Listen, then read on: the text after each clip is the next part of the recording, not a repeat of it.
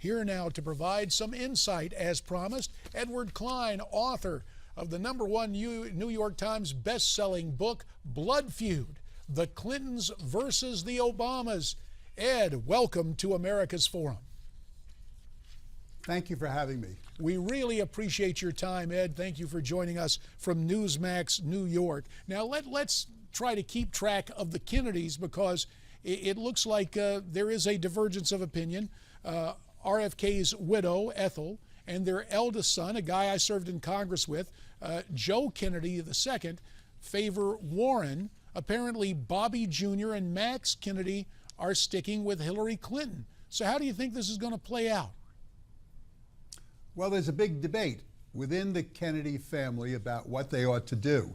And just recently, they invited both Hillary and then separately Elizabeth Warren to their compound in Hyannisport for what amounted to auditions for who was going to be the standard bearer in 2016. Wow, a command performance at the Kennedy compound. Now, Ed, you've had some interesting sources. What was the reaction of the former First Lady and former New York State Senator and Secretary of State and the freshman Massachusetts Senator? I would have to think that Hillary Clinton wasn't exactly pleased to have to audition in this way. Well, she didn't know when she was first invited with Bill to come up to the Kennedy compound that a week later, Elizabeth Warren would be invited also.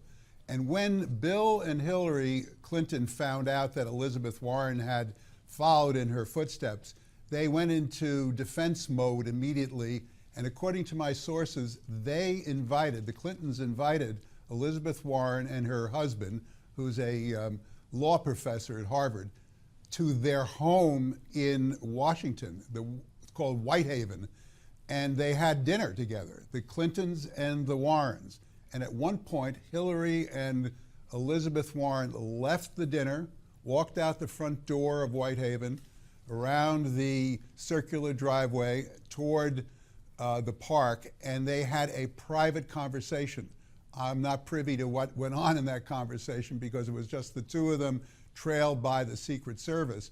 But this was an historic moment in the 2016 campaign when these two women had this private powwow. Well, not only a historic moment in the 2016 campaign, but stepping back, Ed, for the long view of American history.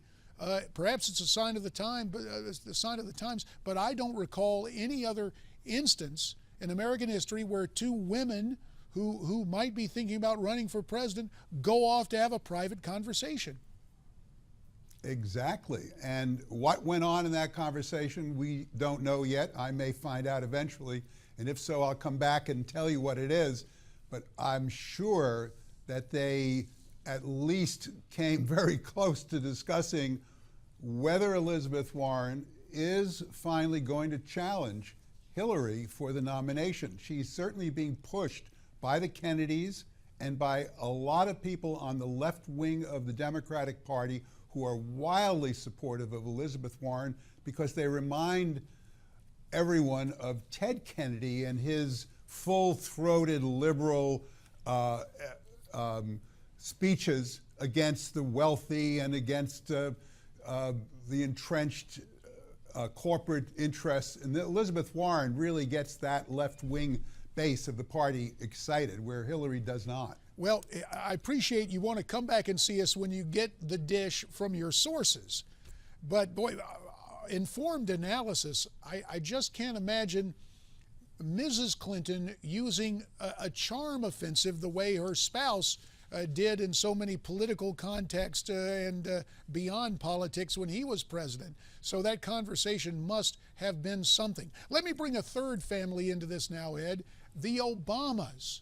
What's the deal with the Obamas? Are they really trying to push Elizabeth Warren into this race as well? Well, you know, the mainstream media has concentrated almost entirely on the feud between the Tea Party and establishment wings of the Republican Party, and has almost totally ignored the feud that I write about in Blood Feud between the Obamas and the Clintons, which is very deep and gut-wrenching. And my sources tell me, and I believe this to be absolutely true, that President Obama has authorized Valerie Jarrett, his most important political advisor, to hold secret meetings with Elizabeth Warren to encourage her to challenge Hillary Clinton, because the Obamas do not want to see the Clintons succeed them in the White House. Well, to have that kind of hidden hand, or maybe not so hidden hand now that you can report on it at work here, is something that will provide a lot more speculation in the days ahead.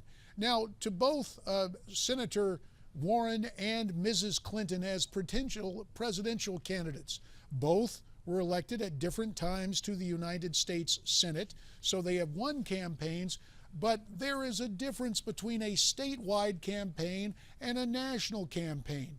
Mrs. Clinton went through it in 2008. She had a tough time then, did not get the nomination, of course, because Senator Obama stepped in there and took the Democrats with him. But to both women as potential presidential candidates, is there an ability to really garner the votes and ignite the base? Or has Hillary already out of the gate made some missteps that call her candidacy perhaps even into judgment or into speculation that she may not run? There seems to be a big difference between the Hillary of 2008, when she was at the very end of that primary battle on fire, and the Hillary of 2014 leading up to the presidential election, who seems to be stumbling, who seems to have an inability to articulate a vision. And we see that in the way she rolled out her memoir. It was a disaster. She said silly things such as that they were dead broke, that she was against gay marriage before she was for gay marriage. And Hillary is looking quite vulnerable to me, despite all the money and the organization she has behind her. And I think you're going to see several people challenging her for the nomination. Perhaps Elizabeth Warren, perhaps even Jerry Brown, the governor of California, Martin O'Malley, the governor of Maryland, and perhaps others. I think we're going to see a lively debate for that nomination in the Democratic Party. Ed, is there such a thing, about 15 seconds, I guess, a yes or no, is there any centrist Democrat who might run in this thing? I think the Clintons come closest to that. Wow. Pragmatic liberals, as they call themselves. But other than that, I doubt it very much. Well, I thank you for your analysis on that, and it's more than a yes or no. That's a subject of conjecture as well. Ed Klein, we thank you for your insights. We really appreciate what you have to say, and we will bring you back when your sources let you know what Hillary and Elizabeth were saying in that private conversation. Thanks so much for your time. Thank you. Author Edward Klein. Now, new fears are emerging in Afghanistan following the murder of that American Major General. Coming up on America's Forum, we'll talk about that, plus have a Newsmax Now update. So stay tuned.